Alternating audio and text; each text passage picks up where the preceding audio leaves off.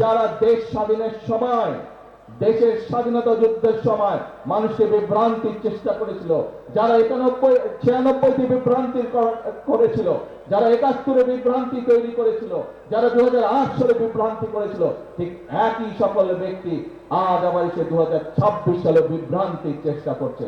কাজে প্রিয় ভাই বোনেরা, আমাদেরকে আজকে দেশকে গড়তে হবে। আমরা সংগ্রাম করেছি, আমরা আন্দোলন করেছি এবং তারপরে স্বৈরাচারের বিতাড়িত হয়েছে এই দেশ থেকে।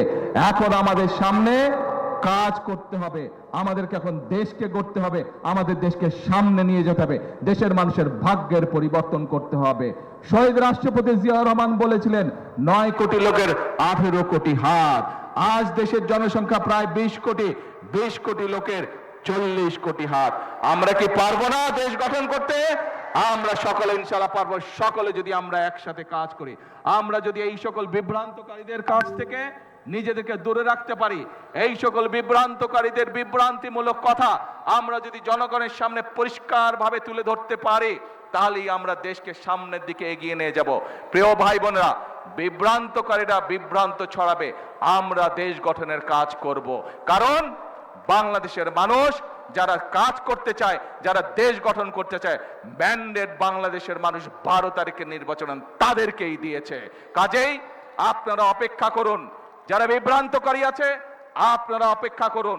আগামীতে যখন সময় আসবে, জনগণ যদি আপনাদেরকে ম্যান্ডেট দেয়, তখন আপনারা আপনাদের কাজ করবেন। এখন জনগণ ম্যান্ডেট দিয়েছে বিএনপিকে, এখন বিএনপি তার নির্বাচনী প্রতিশ্রুতি পালন করবে।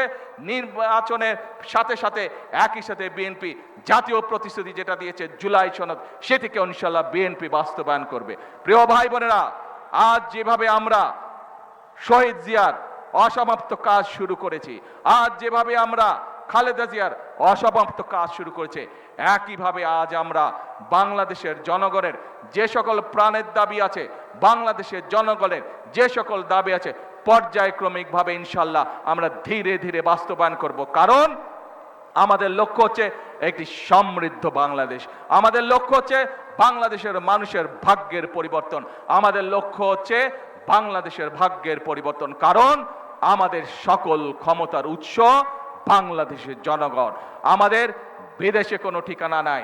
সেই জন্যই বিএনপি বলে থাকে প্রথম বাংলাদেশ আমার, শেষ বাংলাদেশ। এবং আল্লাহ রাব্বুল আলামিন স্বয়ং বলে দিয়েছে, আল্লাহ রাব্বুল আলামিন সেই জাতিকেই সাহায্য করে যে জাতি নিজে চেষ্টা করে। প্রিয় ভাই বোনেরা, আমাদের বাংলাদেশের আশেপাশের অনেক দেশ, আমরা যখন 1971 সালে স্বাধীনতা লাভ করেছি, সেই সময় অনেক দেশ আমাদেরই মতন ছিল, কিন্তু বিগত 50 বছরে তারা পরিশ্রম করেছে এবং তারা তাদের দেশের চেহারার অবস্থার পরিবর্তন করেছে, তারা তাদের মানুষের ভাগ্যের পরিবর্তন করে গিয়েছে। তাহলে তারা যদি পারে, আমরা কেন পারবো না? আমরা কি পারবো? কে ভাই বোনেরা, আমরা দেশের মানুষ, এবার দেশের ভাগ্য পরিবর্তন করতে পারবো? কে পারবো? এই আত্মবিশ্বাস আপনাদের আছে? আত্মবিশ্বাস আছে? আসুন তাহলে আমরা নিজেদেরকে সতর্ক রাখবো, যাতে আর কেউ এই দেশে বিশৃঙ্খলা তৈরি করতে না পারে, যাতে করে আর কাউকে আমরা সুযোগ দিব না জনগণের শান্তি নষ্ট করে 173 দিন হরতাল করবে, সেই সুযোগ আমরা কাউকে দিব না। এবং বিভিন্ন রকম জুজিবুরির ভয় দেখিয়ে বাংলাদেশের মানুষকে পিছিয়ে রাখা যাবে না, বাংলাদেশের মানুষকে দাবিয়ে রাখা যাবে না। আজকে এই জনসভার প্রতিশ্রুতি হবে সেই প্রতিশ্রুতি, যেই প্রতিশ্রুতির মাধ্যমে আমরা বাংলাদেশের মানুষের ভাগ্যের পরিবর্তন করতে পারবো। আল্লাহ তাআলা নিজেই বলেছেন, আমি তাদেরই সাহায্য করি যারা নিজেকে সাহায্য করে।